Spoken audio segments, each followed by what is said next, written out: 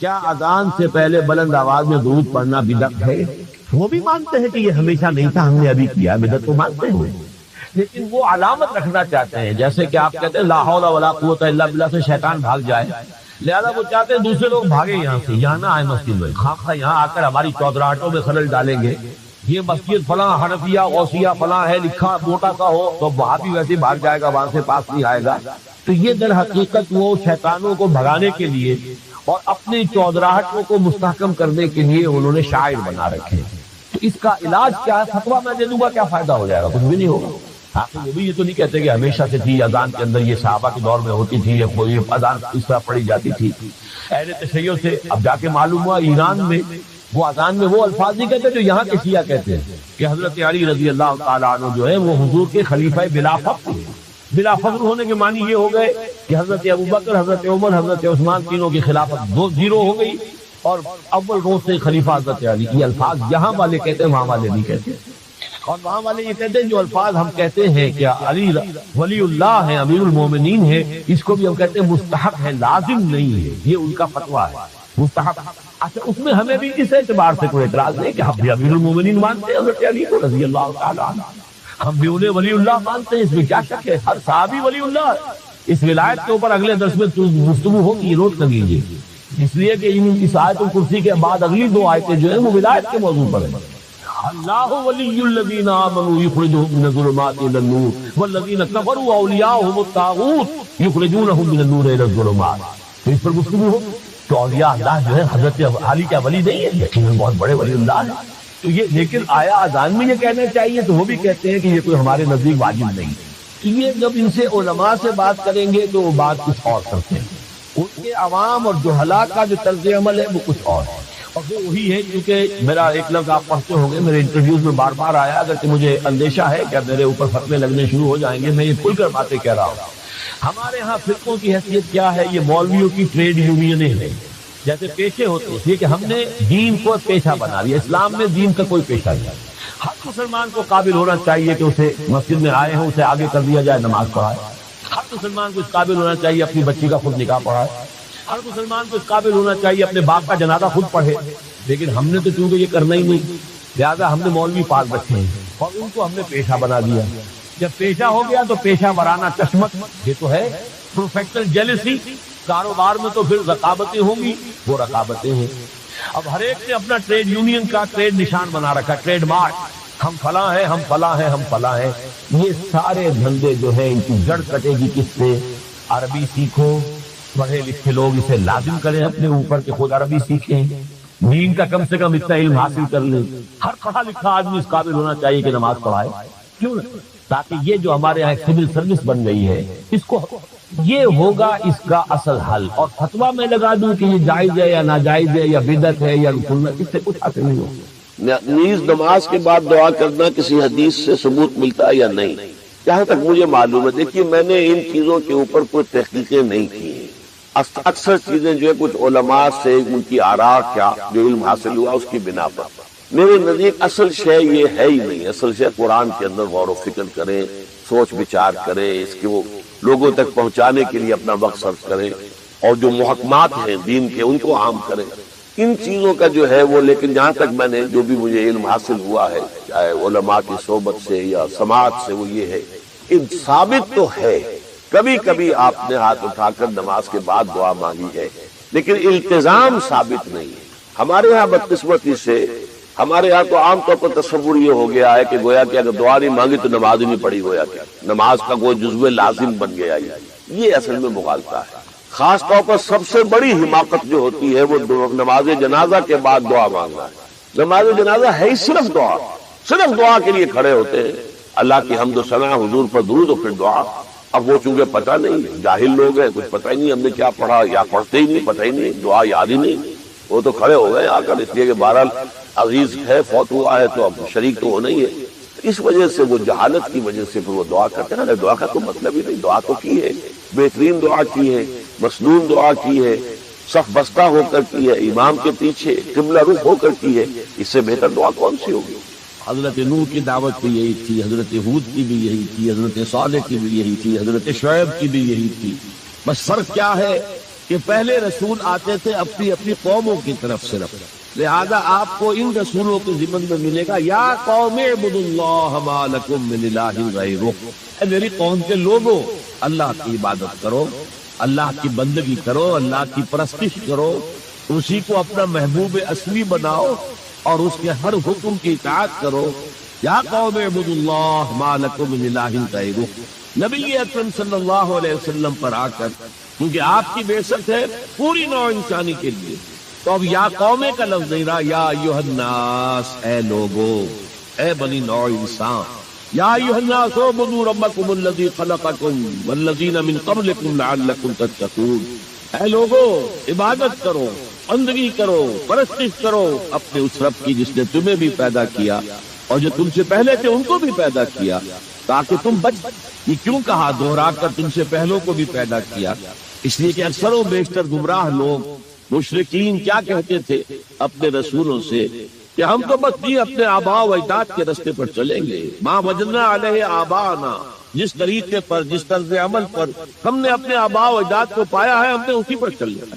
تو واضح کر دیا تم بھی مخلوق ہو وہ بھی مخلوق تھے، تم بھی انسان ہو وہ بھی انسان تھے، تم سے بھی غلطی ہو سکتی ہے ان سے بھی ہو سکتی تھی، لہذا یہ اصول نہیں ہے کہ جو بھی آباء و اجداد کی ریتیں ہیں، رسمیں ہیں، طریقے ہیں اور جو ان کے عقیدے ہیں انہی کو آپ لے کر چلے، بلکہ آپ تو تلاش کریں صحیح عقیدہ کیا ہے، صحیح زندگی گزارنے کا طریقہ کیا ہے، اس کو اختیار کریں۔ یا ایھا الناس اعبدوا ربکم الذی خلقکم والذین من قبلکم لعلکم تتقون، تاکہ تم بچ جاؤ جہنم کی آگ سے۔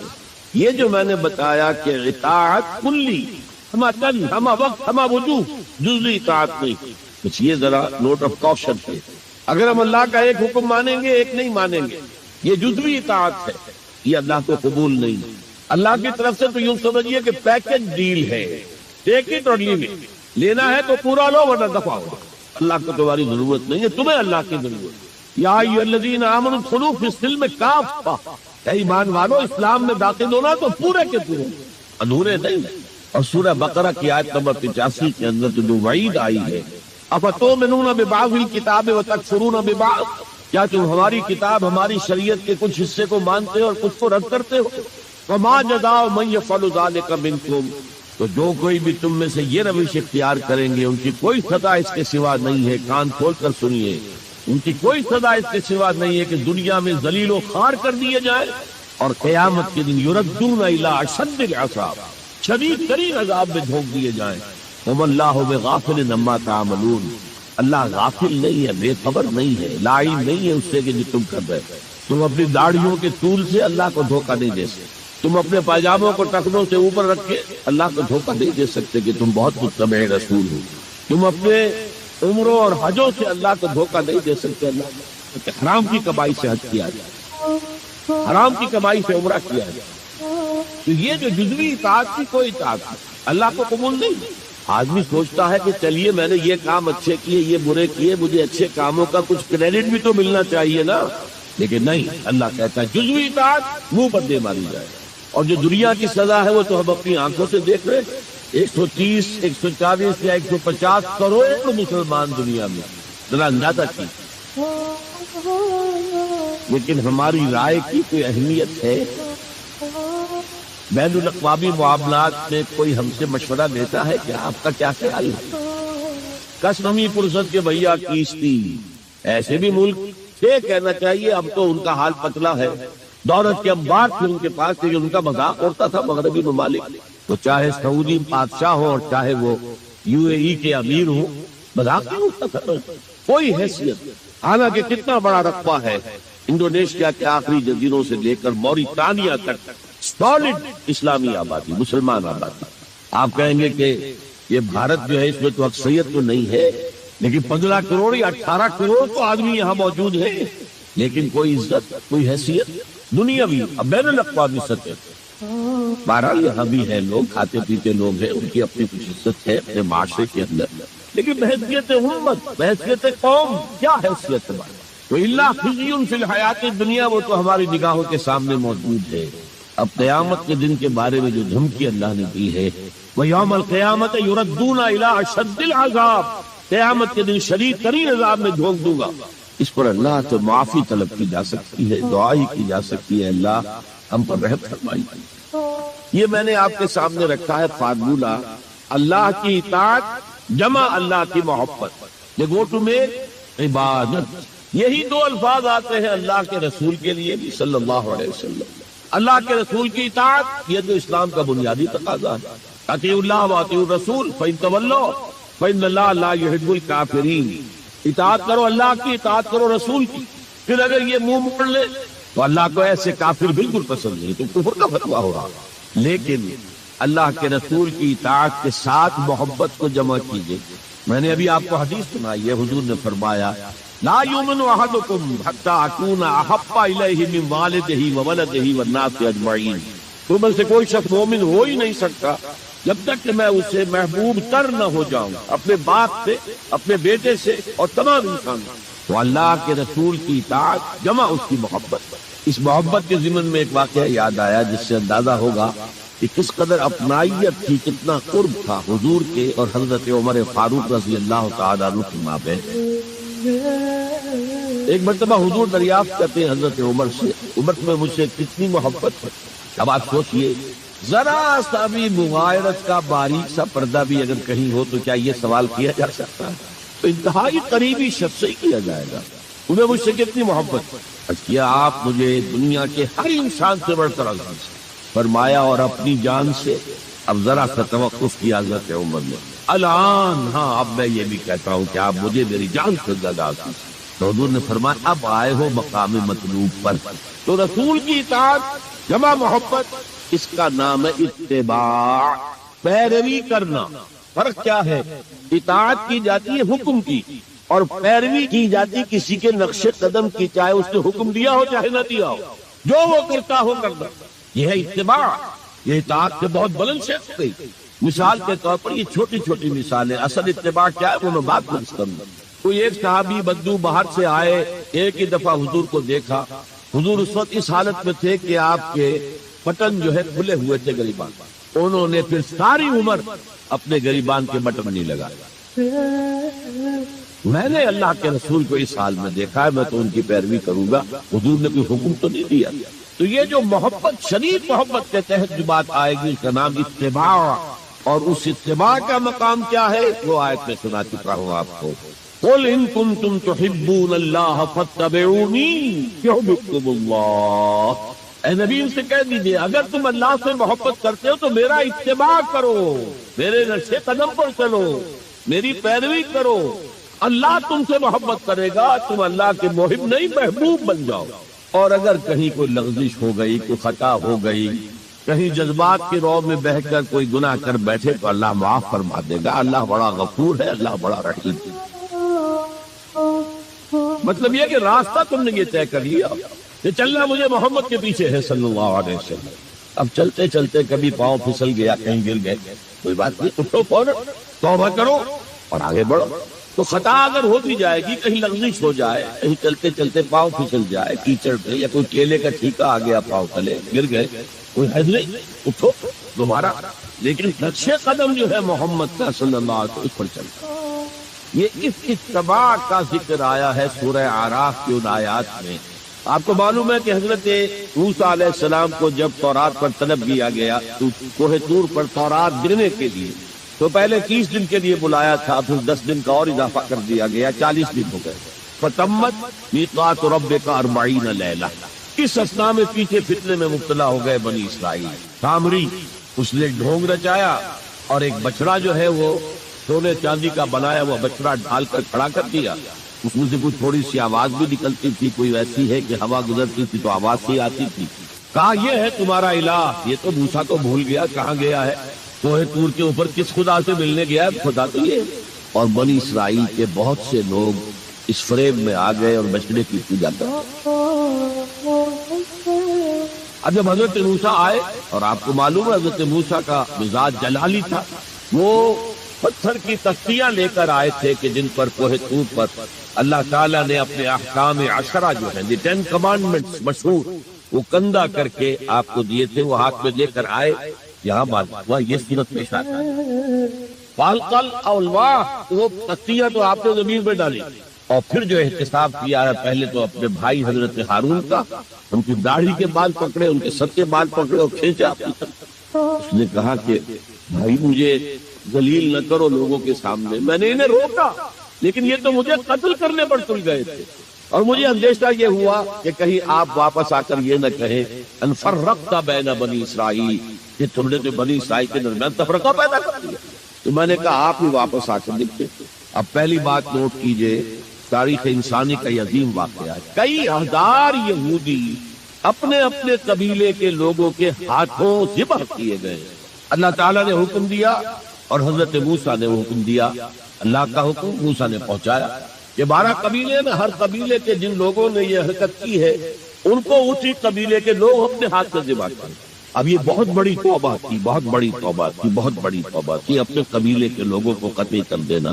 پھر وہ 70 نمائندے لے کر تمام جو بڑے لوگ تھے کوہ طور پر حاضر، اجتماعی طور پر اللہ سے اب کو درگزر کی درخواست بھی کر سکتے۔ وہاں اللہ نے زبردست زلزلہ بھیج دیا، محسوس ہوا سب ہلاک ہو جائیں گے۔ حضرت موسیٰ نے کہا پروردگار تو چاہتا تو مجھے اور اس قوم کو پہلے ہی ہلاک کرتے، تو ہمیں نکال کر لایا ہے آل فرعون کے پنجوں سے، تو نے ہمیں نجات دی ہے، تو پروردگار ہمارے لیے اپنی رحمت طے کر دے، لکھ فاکتب لنا، ہمارے لیے طے کر دے، لکھ دے اپنی رحمت۔ اس پر فرمایا اللہ دیکھو موسیٰ میری ایک رحمت تو عام ہے، وسعت کل شیء، رحمتی وسعت کل شیء، ہر شے کے ساتھ، اور ایک میری خاص رحمت ہے وہ میں لکھ دوں گا، طے کر کے رکھ دوں گا، للذین یتبعون الرسول النبی الامی، ان لوگوں کے لیے جو میرے رسول نبی امی پر ایمان لائیں گے، ان کا اتباع کریں گے۔ یہاں بھی لفظ اتباع آیا، اور اس میں پھر حضور صلی اللہ علیہ وسلم کی کچھ شان بیان ہوئی ہے، بات لمبی ہو جائے گی۔ اور پھر فرمایا یہ گویا کہ اتباع کی تفسیر آ رہی ہے، اتباع کا مطلب کیا ہے؟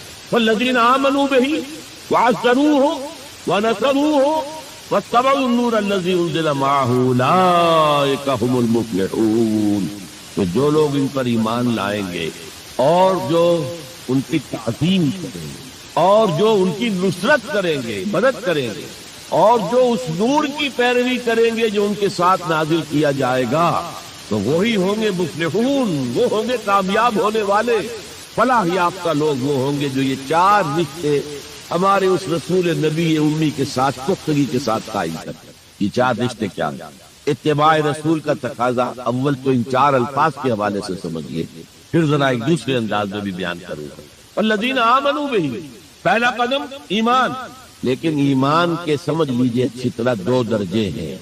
آپ میں سے بہت سے حضرات کو مجھے توقع ہے ایمان مجمل، ایمان مفصل یاد ہوگا۔ ایمان مجمل کیا؟ آمنت باللہ کما ہوا باسمائہ وصفاتہ وقبلت جمیع احکامہ اقرار باللسان وتصدیق بالقلب۔ پہلا درجہ ہے اقرار باللسان، اشہد ان لا الہ الا اللہ واشہد ان محمد رسول اللہ۔ کوئی ہو، ہندو ہو، سکھ ہو، پارسی ہو، عیسائی ہو، یہودی ہو، یہ کلمہ پڑھے اور وہ مسلمان ہو گیا۔ اقرار باللسان پر ہمارا دنیا میں مسلمان سمجھا جانا موقوف، لیکن اصل ایمان یہ نہیں، اصل ایمان ہے تصدیق بالقلب، دل میں یقین۔ جب تک دل کا یقین نہ ہو ایمان نہیں۔ منافقین جو تھے مدینے کے نمازیں بھی پڑھتے تھے، حضور کی اقتداء میں پڑھتے تھے، اور جو رئیس المنافقین تھا عبداللہ ابن ابی ابن سلول، وہ تو پہلے پہ ہوتا تھا، اور جب حضور خطبہ دیتے تھے جمعے کا تو پہلے خود کھڑا ہوتا تھا اپنی اہمیت ظاہر کرنے کے لیے۔ دیکھو لوگ یہ اللہ کے رسول ہیں، ان کی بات پوری توجہ سے سنو، یہ صرف اپنی چودراہٹ کے اظہار کے لیے کہ میں بڑی خیر ہوں، اس لیے کہ وہ خزرج کا بڑا سردار تھا۔ اوس اور خزرج کے 2 عرب قبیلے تھے مدینے میں، جن میں سے کہ خزرج کا قبیلہ بڑا تھا، اوس کا چھوٹا، اور خزرج کا سردار یہ عبداللہ ابن ابی، اور اس کے بارے میں یہ طے ہو چکا تھا کہ اسے ہم اپنا بادشاہ بنا لیں گے۔ چنانچہ سونے کا تاج تیار ہو چکا تھا، ابھی تاج پوشی صرف باقی تھی کہ حضور تشریف لے آئے ہجرت فرما کر، بے تاج بادشاہ آ گیا صلی اللہ علیہ وسلم۔ لہذا اس کے سارے خواب جو ہے وہ منتشر ہو گئے۔ لہذا پہلے دن سے پٹا منافق ایمان لایا، اگرچہ وہ بھی ذرا دیر سے لایا، غزوہ بدر کے بعد لایا۔ پہلے اس نے سوچا تھا ابھی تیل دیکھو، تیل کی دھار دیکھو، تیل کی دھار جو نظر آئی غزوہ بدر میں کہ 313 نے 1000 کو شکست دی ہے۔ اور یہ نہتے تھے، تلواریں بھی سب کے پاس نہیں تھی، کچھ لوگوں کے پاس تلواریں تھیں، اور وہ 1000 کیل کانٹے سے لیس ہو کر مکے سے آئے تھے۔ 70 بڑے بڑے سردار ان کے مارے گئے، عین میدان میں کھیت رہے، اور 70 جو ہے ان کے قیدی بن گئے۔ تب اس نے کہا کہ ٹھیک ہے، اب تو ایمان لے آنا چاہیے، کیونکہ یہ تو معلوم ہوتا بڑی طاقت۔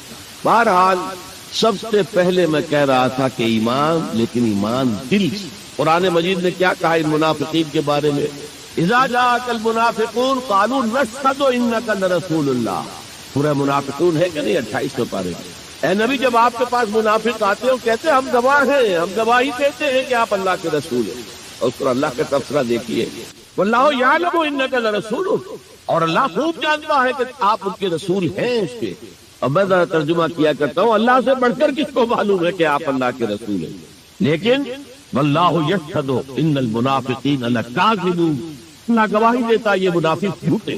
مسلمان تو وہ تھے، کلمہ گو تھے، حضور کی امامت میں نمازیں پڑھ رہے تھے، لیکن منافق تھے، اللہ نے منافق قرار دیا۔ دل ایمان سے خالی تھے، بلکہ ہوتے ہوتے دلوں کے اندر حضور سے عداوت پیدا ہو گئی، اہل ایمان سے عداوت پیدا ہو گئی۔ اسی سورہ مبارکہ میں آگے چل کر آتا ہم العدو فاحذرہم، اصل دشمن یہ ہے، یہ مارے آستین ہیں۔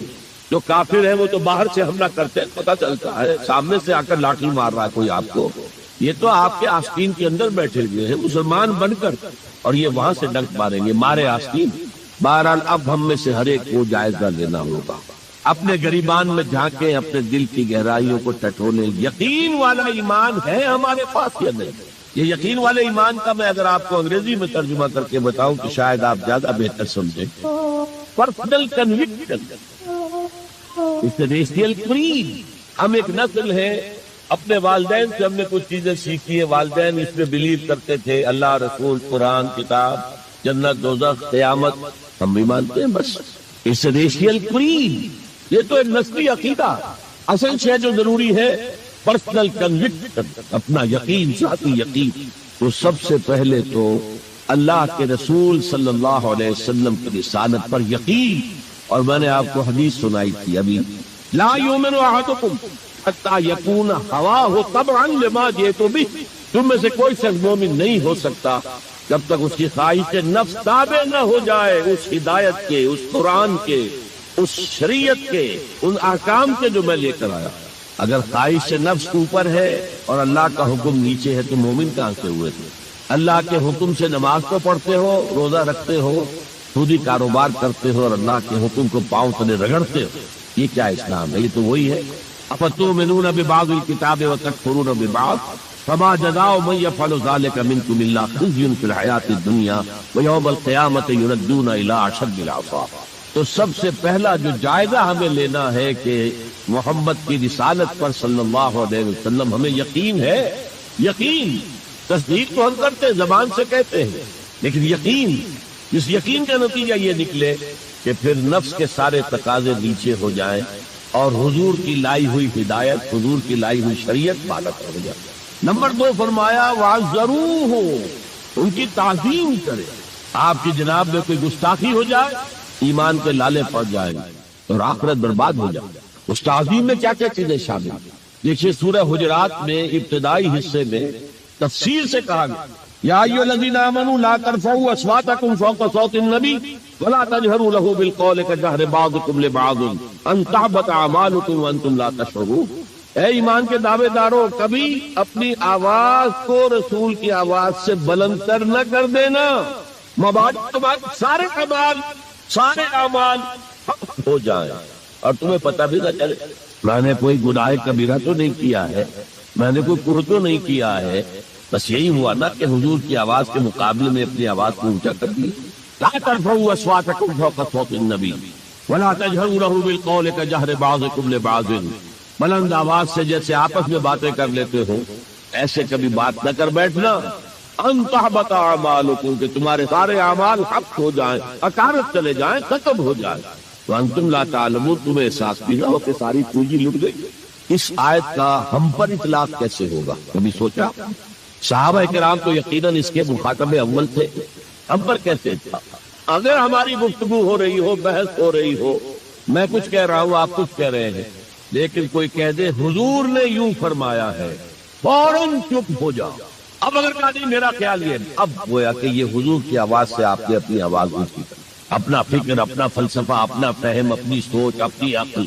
ہاں بعد میں تحقیق کر لو، یہ جو کہا تھا کہ حضور نے فرمایا، فرمایا بھی ہے کہ نہیں ہے، حدیث صحیح ہے کہ نہیں ہے، مستند ہے کہ نہیں ہے، لیکن اس وقت آواز بند کر لینا لازم ہوگا کہ اس کے بعد اقول نہیں کہہ سکتا میں یہ کہتا ہوں۔ اس کا تو مطلب یہ کہ آپ بندے مقابل بندہ رسول کیا ہے، لا ترفعوا اصواتكم فوق صوت النبي ولا تجهروا له بالقول كجهر بعضكم لبعض ان تحبط اعمالكم وانتم لا تشعرون۔ صحابہ کے بارے میں آپ نے سنا ہوگا کہ حضور کی محفل میں ایسے بیٹھے ہوتے تھے ساکت و صامت، جیسے کہ ان کے سروں پر پرندے بیٹھے ہوئے ہیں اور انہیں اندیشہ ہے کہ ذرا سا بھی ہلیں گے تو پرندہ اڑ جائے گا۔ اس قدر ادب حضور صحابہ سے سوال کرتے تھے، اور یہ آپ کا طریقہ تھا تعلیم کا کہ پہلے ایک سوال سامنے لایا جائے تاکہ ان کا ذہن کھلے، سوچے خود بھی۔ یہ تعلیم کا بہترین طریقہ۔ اس کے بعد ہوتا کیا تھا، جواب نہیں دیتے تھے، اللہ و رسولہ عالم، اللہ اور اس کا رسول بہتر جانتے۔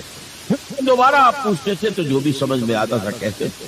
مجھے یاد آ رہی ہے ایک حدیث، اور اچھا ہے کہ وہ آپ سن لیں، اس لیے کہ عام شکایت یہ ہے کہ مذہبی لوگ معاملات میں اچھے نہیں ہوتے۔ مسجدیں بنوائیں گے، مسجدوں میں قالین بچھوائیں گے، وہاں پر فانوس لگوائیں گے، سب کچھ کریں گے، مدرسوں کی خدمت کریں گے، علماء کی خدمت کریں گے، لیکن معاملات، تجارت، کاروبار، بین الانسانی تعلقات عام شکایت ہے، اس کی وہ پرواہ نہیں کرتے، حقوق و لباد کا لحاظ نہیں۔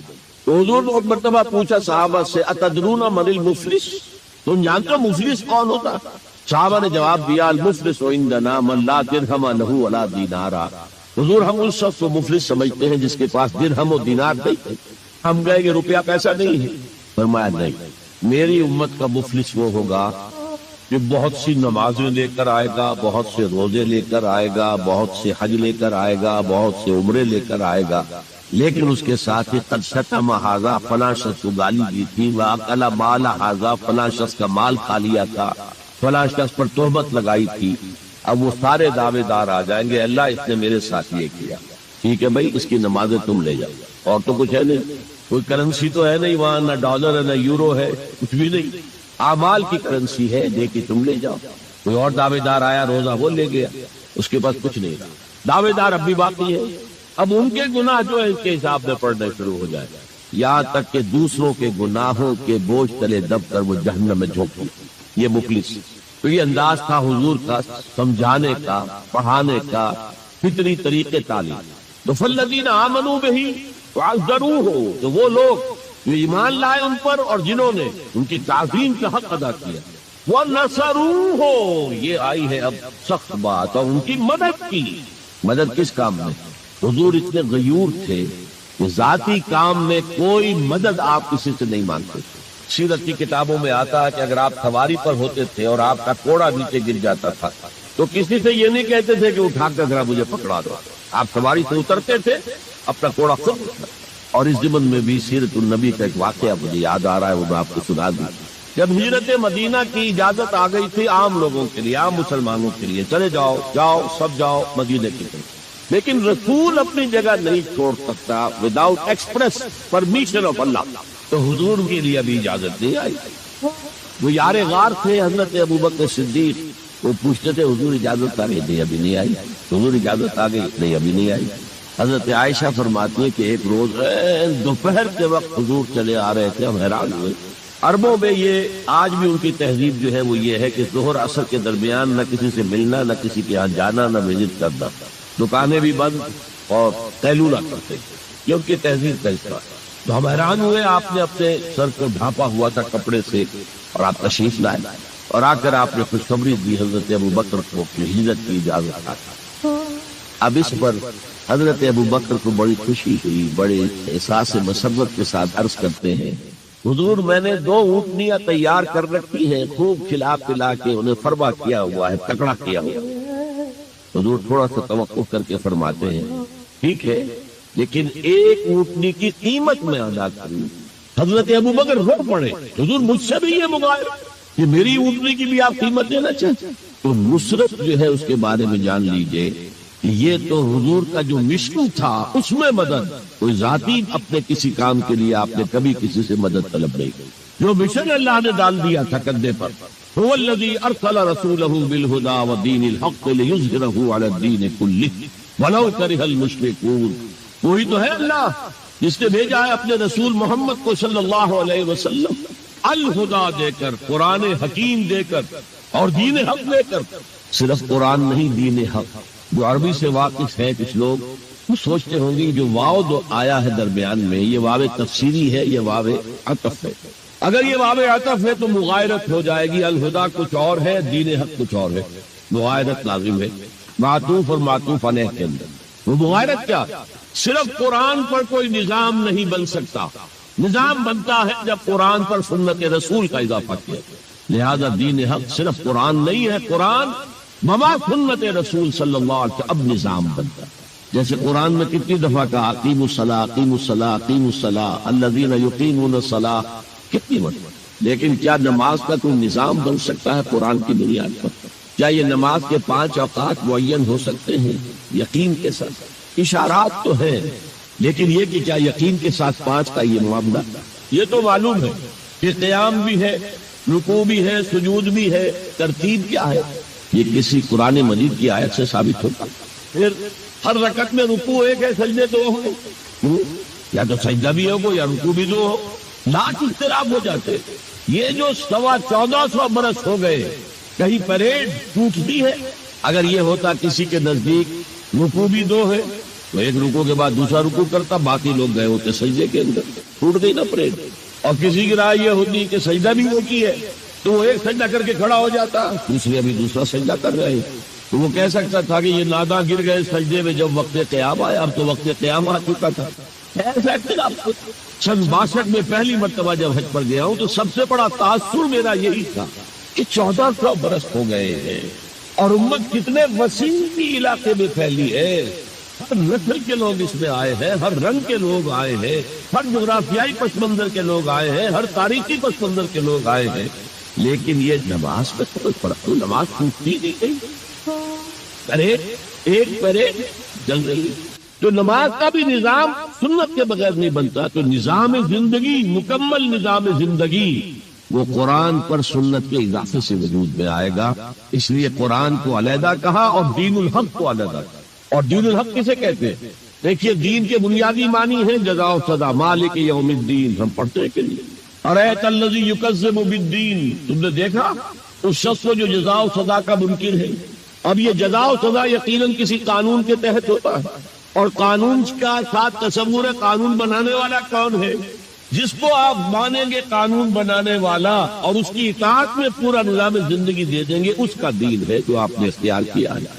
قرآن مجید میں مرکب اضافی کی شکل میں اس دین کی نسبت یا بادشاہ مصر کی طرف ہوئی ہے یا اللہ کی طرف ہوئی ہے. ما کان لیاخذ عصاه فی دین الملک. حضرت یوسف کے پاس علیہ الصلوۃ والسلام جب اتنے طویل عرصے کے بعد 11 بھائی آئے، ان میں بنیامین بھی تھا جو آپ کا حقیقی بھائی، اسے اپنے پاس رکھنا چاہتے تھے. لیکن جس بادشاہ کے تحت وہ سارا نظام تھا وہ بادشاہ تو نہیں تھے نا. تو بادشاہ تو وہ تھا جس نے خواب دیکھا تھا کہ 7 دبلی گائے جو ہے وہ 7 موٹی گائے کو کھا گئی، نگل گئی. اس کی تعبیر بتائی تھی تبھی تو جیل سے نکلی تھی. اب یہ کہ بہت سب سے بڑے وزیر تھے، آپ انہیں جو چاہے کہہ لینے، بادشاہ تو نہیں تھے نا. نظام تو بادشاہ کا، اور بادشاہ کے قانون کے مطابق وہ باہر سے آئے ہوئے کسی شخص کو اپنے پاس روک نہیں سکتے تھے. ما کان لیأخذ اخاه فی دین الملک. تو اللہ تعالیٰ نے وہ پھر ہیلا نکالا ان کے لیے. تفصیل آپ کے علم میں ہے. کذالک کدنا لیوسف، ہم نے اس طریقے سے ایک تدبیر کر دی یوسف کے لیے، اللہ نے اپنے ذمے لے لی بات. تو دین الملک، دین الملک کیا ہے؟ بادشاہ خطائے مطلق ہے. Sovereignty belongs to him. بادشاہ ہو یا کوئی ہو، وہ قانون بنائے گا اور اس کے تحت آپ کو زندگی بسر کرنی ہوگی. یہ دین الملک. اور دین اللہ کیا ہے؟ اللہ مطاع مطلق، اللہ ساورن، ان الحکم الا للہ لا یشرک فی حکمہ احدا. اس نے جو قانون دیا ہے اس کے تحت پوری زندگی، سیاسی نظام اسی کے تحت ہو، معاشی نظام اسی کے تحت ہو، کرمنل لا اس کے تحت ہو، سول لا اس کے تحت ہو، لا آف انہیریٹنس اس کے تحت ہو، قانون شہادت اس کے تحت ہو، سماجی نظام بھی اللہ کے حکم کے مطابق وہ ہے دین اللہ. اللہ خطائے مطلق کے قانون کے تحت پوری زندگی کہا جانا اذا جاء نصر اللہ والفتح ورأیت الناس يدخلون فی دین اللہ افواجا، جب اللہ کی مدد آ گئی اور فتح آ گئی، اور اے نبی آپ نے دیکھا کہ اب لوگ جوق در جوق آ رہے ہیں، فوج در فوج آ رہے ہیں، گروہ در گروہ آ رہے ہیں، قبیلوں کے وفد پر وفد چلے آ رہے ہیں اسلام لانے کے لیے۔